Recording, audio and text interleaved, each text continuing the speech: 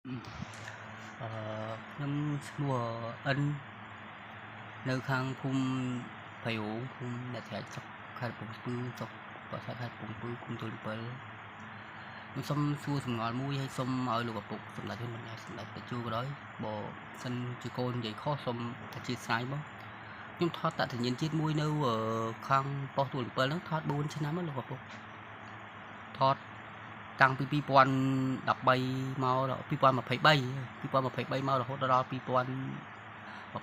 អត់ធ្លាក់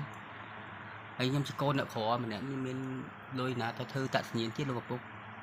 សុំតសញ្ញាណជាតិមួយធ្វើការដើម្បីចិញ្ចឹមជីវិតផងព្រោះអាហ្នឹងគេហៅតសញ្ញាណជាតិតសញ្ញាណប័ណ្ណតែពេលខ្ញុំរស់នៅក្នុងឃុំសង្កាត់នៅប៉ុស្តិ៍ទួល7ភូមិអ្នកត្រាច់ភូមិភ័យរូងហ្នឹងថតទៅអត់ធ្លាក់4ឆ្នាំហើយខ្ញុំបានអីធ្វើការហើយបើខ្ញុំអត់មានអីធ្វើការអញ្ចឹងលោកខ្ញុំដើរក្នុងសង្គមមួយខុសដែរសង្គមដែលល្អក៏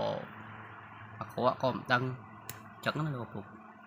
អញ្ចឹងសូមលោកឪពុកសម្ដេចទទួលនិងសម្ដេចអូហ៊ុនម៉ាណែតជួយរកឬគោលកូនមួយសូមអត្តសញ្ញាណជាតិមួយព្រោះខ្ញុំនៅរស់នៅក្នុងឃុំទួល7ស្រុកបរសែតខេត្តកំពង់ស្ពឺហ្នឹងមានប៉ូលីសរតនានិងប៉ូលីសអ៊ីអ្នកកាន់នៅប៉ុស្តិ៍ទួល7ហ្នឹង